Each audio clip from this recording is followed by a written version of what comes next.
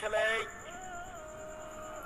মনে রেখো একটা কথা, যেদিন তোমার বিবাহ হবে সেদিন থেকে তুমি তোমার মাকে আর ভালোবাসতে পারবে না।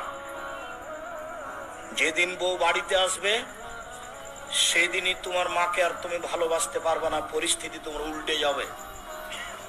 দিন যত যাবে পরিবেশ তত জটিল হবে। এক সময়ে মনে হবে এই মাটির উপরে সবচেয়ে বড় শত্রু আমার মা। আর তোমার মা যা বলে সবই উল্টা কথা বলে, উল্টা বলে, এই কথাও ঠিক। আরে টাকা দিয়েছো তুমি ফল খেতে, টাকাটি তোমার মা তোমার বড় বোনকে দিয়ে পাঠিয়ে দিয়েছে।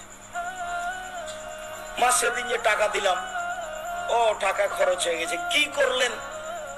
টাকা তোর বড় বোনকে দিয়ে দিয়েছি। আমি আপনাকে ফল খেতে দিলাম, টাকা দিলাম ফল খাওয়ার জন্য, আর আপনি টাকা দিয়ে দিলেন মানে? অবাক। আপনার ছেলে আর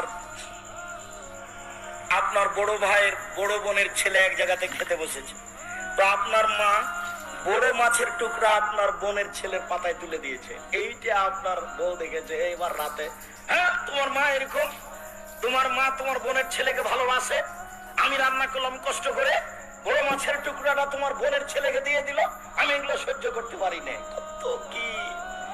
আপনি সন্ধ্যায় এসে দেখছেন আপনার মা বিছানে পেশাব করেছে, উঠতে পারে না, বিছান গন্ধ করছে।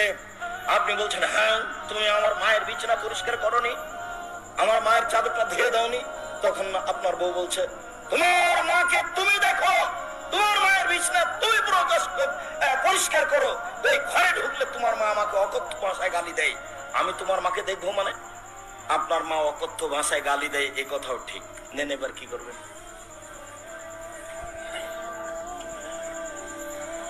এত কিছু করার পরেও মা যে ঘরে থাকে সেই ঘরে তুমি জোরে হাঁটতে পাবা না। আমি বলিনি, আল্লাহ বলেছে। এত কিছু বলার পরে তোমার মা যে ঘরে থাকে সেই ঘরে তুমি জোর করে কথা বলতে পাবো না। ফলা